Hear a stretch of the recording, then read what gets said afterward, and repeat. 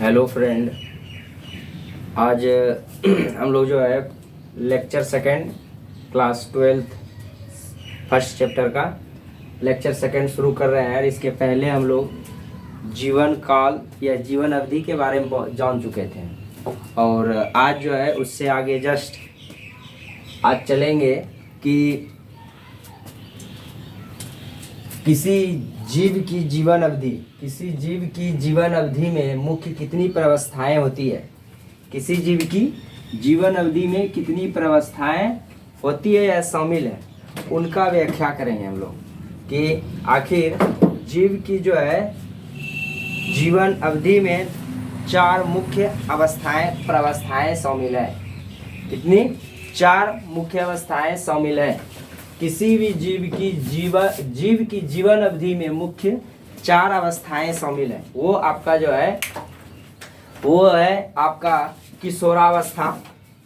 किशोरावस्था, उसके बाद परिपक्वतावस्था, आयु वृद्धि तथा जीर्णता, मृत्यु और उसके बाद ये 4 अवस्थाएं हैं।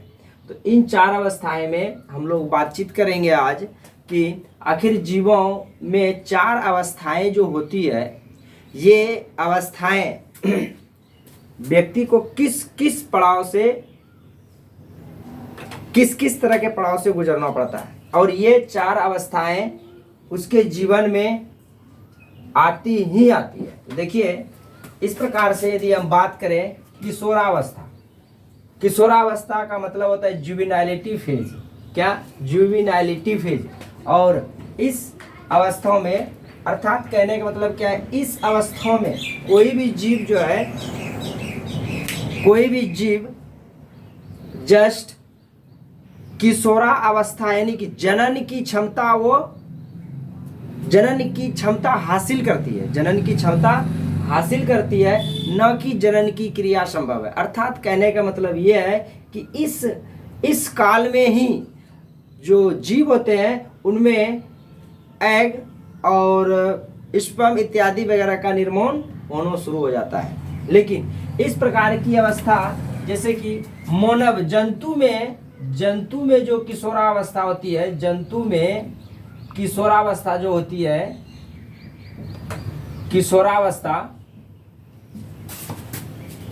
जंतु में जो है किशोरावस्था जो है जंतु में किशोरावस्था होती है।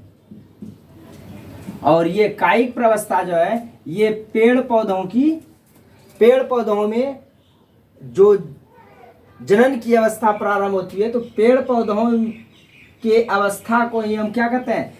कायिक प्रवस्था कहते हैं। अर्थात कहने का मतलब पेड़ पौधों में क्या होता है, जैसे कि जंतु में तो आपका एग और स्पर्म का निर्माण होना शुरू हो जाता है। एग मतलब अंडे, स्पर्म मतलब शुक्राणु का जंतु में होना प्रारंभ हो जाता है। लेकिन कायिक प्रवस्था उनके लिए उपयोग किया जाता है पादपों में जनन की क्रिया को हम क्या कहते हैं? कायिक प्रवस्था कहते हैं। तो इस अवस्था में क्या होता है, इस अवस्था में आपका जो प्लांट है इनका प्लांट जो है ये जड़, तना, पत्ती का भरपूर विकास होता है। क्या होता है? भरपूर विकास होता है। इस अवस्था में क्या बोले कि किशोरावस्था में जंतु में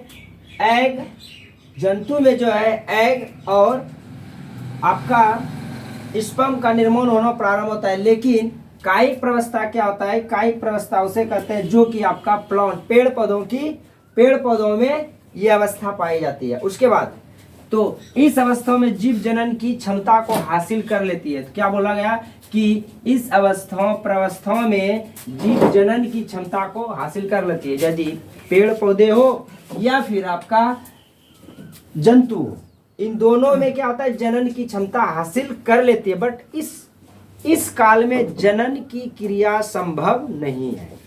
तो आप लोग, हमको लगता है ऐसा कि आप लोग फर्स्ट पॉइंट समझ गए होंगे। तो हम अभी दूसरा पॉइंट का बातचीत करें तो दूसरा पॉइंट में यह है परिपक्वता। परिपक्वता यानी कि मैच्योरिटी। मैच्योरिटी का मतलब क्या होता है कि उनके सभी जनन से संबंधित सभी जो है ऑर्गेन परिपक्व हो जाते हैं। जैसे कि लिखे हैं, इस प्रावस्था में जीवन में जनन होता है, सॉरी जीव में जनन होता है। यानी कि इस अवस्था में जब जीव का सभी ऑर्गेनेल्स, सभी जनन अंग परिपक्व हो जाता है, यानी जनन के लायक, तो इस अवस्थाओं में क्या होता है, प्रावस्थाओं में जनन की क्रिया संपन्न हो सकती है और इस प्रक्रम द्वारा जीव संततियों को उत्पन्न करता है। इस प्रक्रम द्वारा जीव संततियों यानी कि ऑफस्प्रिंग को उत्पन्न करता है और अपनी जनसंख्या में वृद्धि करता है। तो ये दूसरा पॉइंट भी आपका क्लियर हो गया। उसके बाद आयु वृद्धि तथा जीर्णता, एजिंग एंड साइंस। तो इस अवस्थाओं में क्या होता है, इस अवस्थाओं में उम्र बढ़ने के साथ साथ, इस अवस्थाओं में उम्र बढ़ने के साथ साथ आपका क्या होता है कि व्यक्ति का सभी अंग काम करना धीरे धीरे कम कर देता है। अर्थात हम इस अवस्था को ऐसे बोल सकते हैं कि व्यक्ति का शरीर धीरे धीरे डाइजेस्टिव सिस्टम का कम हो जाना, बहुत सारी है जो कि उपापचय दैट मीन्स मेटाबॉलिज्म क्रियाएं, क्या मेटाबॉलिज्म की क्रियाएं क्या हो जाती है, मंद हो जाती है, यानी भोजन का डाइजेशन नहीं होता तथा शरीर के सभी तंत्र धीरे धीरे कार्य करना क्या करते हैं, कम कर देते हैं। तो ये भी आपका हो गया। उसके बाद इसको हम इस अवस्था को मृत्यु के पहले की अवस्था भी मान सकते हैं। इसको हम क्या कहते हैं कि मृत्यु के पहले की अवस्था मान सकते हैं। अर्थात इस अवस्था में क्या होता है कि जैसे कि आप लोग देखे होंगे, खटिया पर कोई बूढ़ा पड़ा हुआ है, लेकिन पड़ने के बाद क्या होता है कि उनका वो बैठे हुए तो हैं लेकिन उनका शरीर चल फिर नहीं सक रहा है, यानी कि इधर उधर उनका शरीर जो है मूवमेंट कर रहा है लेकिन वो खुद का स्थान परिवर्तन नहीं कर पा रहे हैं। लेकिन क्या है, जीवित है क्या, ये चिक अंदर घुस गया है, आंख 1.5 इंची अंदर घुस गया है। तो ऐसे कंडीशन में वो व्यक्ति को हम क्या कहते हैं कि वो व्यक्ति के बारे में यदि बात करें तो वो व्यक्ति आपका क्या है, आयुर्वेदिक जीर्णता अवस्था में है। वो व्यक्ति क्या है, जीर्णता अवस्था में है। ये जीर्णता अवस्था के बाद की अवस्था को हम क्या कहते हैं, यानी कि इसके बाद की अवस्था मृत्यु है। क्या है, मृत्यु है। जीर्णता के बाद जीव की मृत्यु हो जाती है। जीर्णता के बाद क्या होता है, जीव की मृत्यु हो जाती है और अस्थायी रूप से सारी क्रियाएं बंद हो जाती है। अस्थायी रूप से सारी क्रियाएं बंद हो जाती है। अब जब व्यक्ति डेथ कर जाते हैं तो क्या है, पूर्ण रूप से उनका सभी अंग काम करना बंद कर देते हैं। तो आप इस चीज को ये वाला जो क्वेश्चन है कि किसी भी जीव की जीवन अवधि में मुख्य कितनी प्रावस्थाएं होती है, तो शामिल है, तो हम बता दिए थे क्या, 4। तो शायद ये क्वेश्चन का क्लियर हो गया होगा।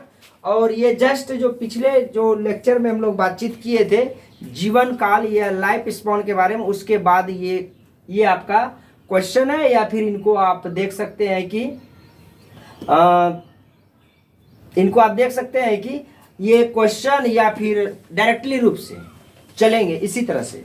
तो क्वेश्चन भी हो गया, उसके बाद आंसर भी, और उसके बाद लाइन बाय लाइन क्लियर भी हो जा रही है। टोटल एनसीईआरटी से लिया गया है। तो चलिए आगे बढ़ते हैं। अब देखिए, यदि बात करें नेक्स्ट क्वेश्चन में, क्या हर एक जीव की मृत्यु निश्चित है? एक क्वेश्चन है, क्या हर एक जीव की मृत्यु निश्चित है?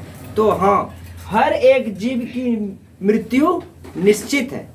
जो जीव आया है तो वह जीव क्या है, जाएगा। देखिए, हर एक जीव की मृत्यु निश्चित है। हर एक जीव की मृत्यु निश्चित है। निश्चित है। जो व्यक्ति जो पृथ्वी पर आया है तो वह 100% जाएगा। वो क्या है? 100% जाएगा, अर्थात उसकी मृत्यु निश्चित है। उसकी मृत्यु क्या है? निश्चित है। ये बात को माइंड में एकदम बैठा लेना कि हर एक जीव की मृत्यु निश्चित है, अर्थात जो पृथ्वी पर आया है वह जाएगा। वह क्या है? जाएगा। और इनके बारे में यदि यहाँ पर ये बोले कि क्या, एक पॉइंट समझ लेंगे कि आप लोगों का क्वेश्चन होगा अक्सर, क्या कोई ऐसा भी जीव है जो कि नहीं मरता? कोई ऐसा भी जीव है जो कि नहीं मरता है? तो बिल्कुल वो जीव क्या है? एक कोशिकीय जीव। वो क्या है? एक कोशिकीय जीव। वो एक कोशिकीय जीव जो है क्या है? अमर है। वह एक कोशिकीय जीव क्या है? अमर है। तो इनको यदि आप लोग स्क्रीनशॉट लेंगे तो ले लीजिए। हम थोड़ा सा हट जाते हैं क्योंकि इसको मिटाएंगे। तो चलिए स्क्रीनशॉट ले लीजिए। तो फिर से क्लास में हम प्रवेश के देखते हैं, इनको मिटाते हैं पहले, ठीक है? उसके बाद हम लोग बातचीत करेंगे।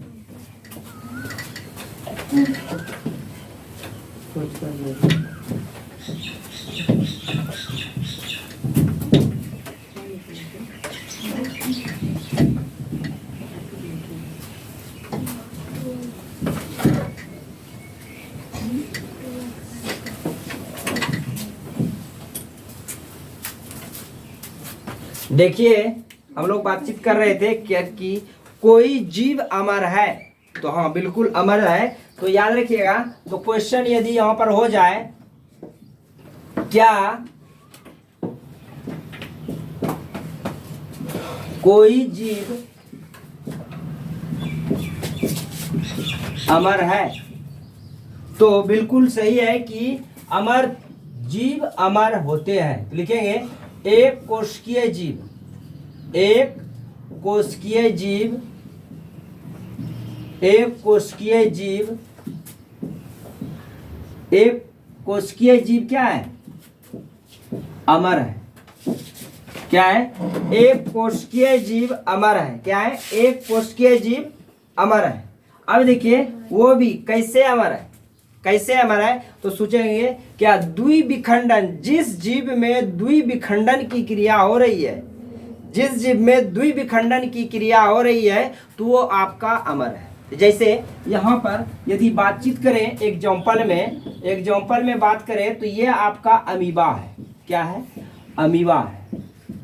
अमीबा, ये क्या है? अमीबा है। याद रखिएगा कि ये क्या है? अमीबा है। अमीबा क्या है कि एक कोशिकीय होते हुए इसमें द्विविखंडन हो करके एक जीव का, सुनेंगे, एक जीव का कोशिका द्रव्य पूर्णतः दो भागों में बढ़ जाता है। और बढ़ जाने पर क्या होता है कि ये एक जीव नए जीव के तरह रहना शुरू कर देते हैं। एक नए जीव के तरह रहना शुरू कर देते हैं। तो इस बात को जो है थोड़ा सा समझेंगे। अब हम ये बातचीत करेंगे। यहाँ तक तो आपको समझ में आ गया होगा कि कोई भी जीव क्या है? अमर है। कैसे? तो वो क्या है? एक कोशिकीय जीव है और वह अमर है। कैसे भाई? तो जिसमें क्या है? द्विविखंडन। तो हम यहाँ पर लिख देते हैं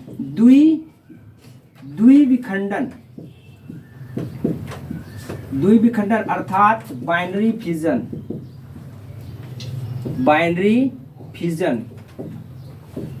फिजन, जिसमें ये बीएफ की क्रिया होगी। वो आपका क्या है?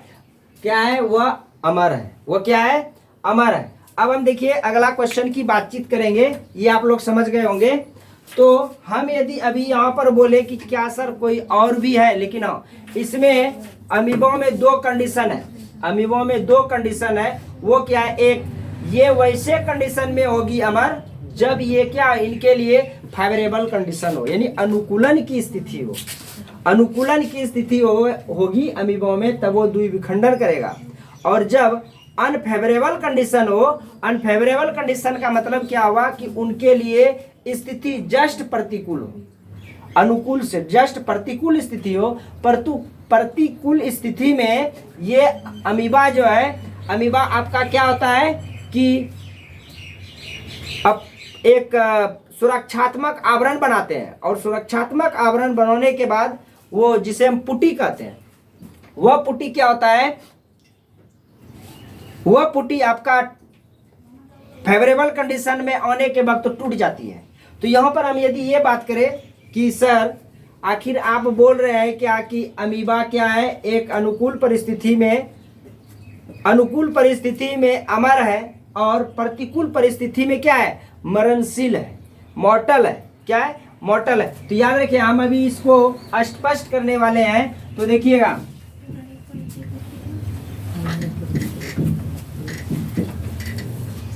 तो देखेंगे कि अमीबा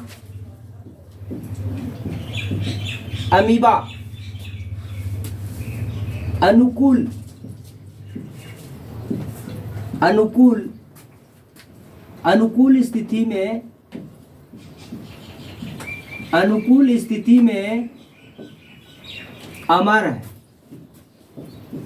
अमर है, जबकि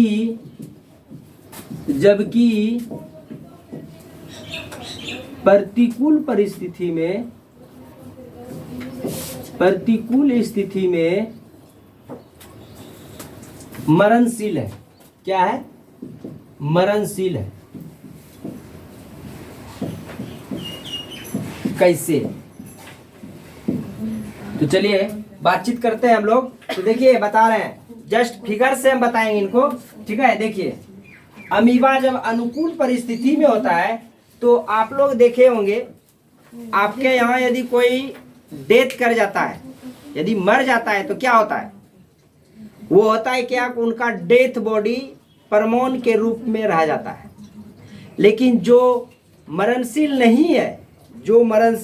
नहीं है तो उनका बॉडी को हम नहीं देख सकते हैं, उनका बॉडी को हम नहीं देख सकते। उसी प्रकार से जब अमीबा द्विविखंडन करता है, बाइनरी फिजन करता है, तो एक अमीबा जो है दो स्वतंत्र जीव के रूप में रहना शुरू कर देती है, दो स्वतंत्र जीव के रूप में रहना शुरू कर देती है। उसके बाद ये जो है, ये आपका डॉटर अमीबा हो गया,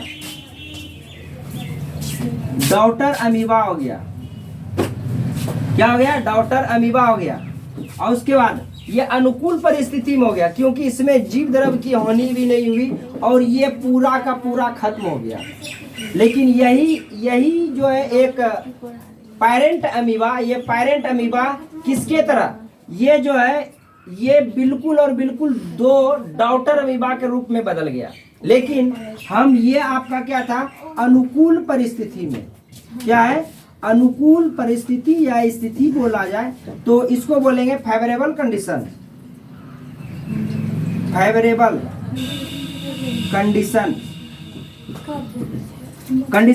लेकिन इनको हम बोलेंगे अमीबा के बारे में, तो ये अमीबा क्या होता है, अनुकूल, ये अमीबा क्या होता है, प्रतिकूल परिस्थिति में ये जो है अपने आप का सुरक्षात्मक आवरण बनाता है, और इसको हम क्या कहते हैं, काइस्ट कहते हैं। और जैसे इसके अंदर में क्या होता है कि ये आपका अंदर में बहुत सारे छोटे छोटे डॉटर न्यूक्लियाई का निर्माण कर लेता है। क्या होता है, डॉटर न्यूक्लियाई का निर्माण कर लेता है, और ये आपका 3 लेयर्ड वॉल आ जाता है, काइस्ट जिसको कहते हैं, काइस्ट। और जैसे ही अनुकूल परिस्थिति आती है, उनका काइस्ट यहाँ से रैप्चर कर जाता है, यानी कि टूट जाती है। इसका काइस्ट क्या होता है, टूट जाती है, रैप्चर कर जाती है, और सभी अमीबा यहाँ से सभी अमीबा क्या होते हैं, निकल आते हैं। और निकल आने के बाद ये जो काइस्ट वाल है, ये काइस्ट वाल यानी कि ये काइस्ट यानी कि पुटी जो है, ये शेष बच जाती है। क्या होता है, शेष बच जाती है। तो शेष जो बच गया, अवशेष के रूप में अवशेष के रूप में जो बच जाती है, ये अवशेष क्या है? देखिए यहाँ पर कोई अवशेष नहीं बचा, तो हम किसको देखेंगे कि भाई कोई मरने के बाद किसी का आत्मा पड़ा हुआ है, किसी का आत्मा पड़ा हुआ है। लेकिन यहाँ पर क्या हुआ कि इनका केंद्रक और साइटोप्लाज्म कन्वर्ट करके ये डॉटर न्यूक्लियाई,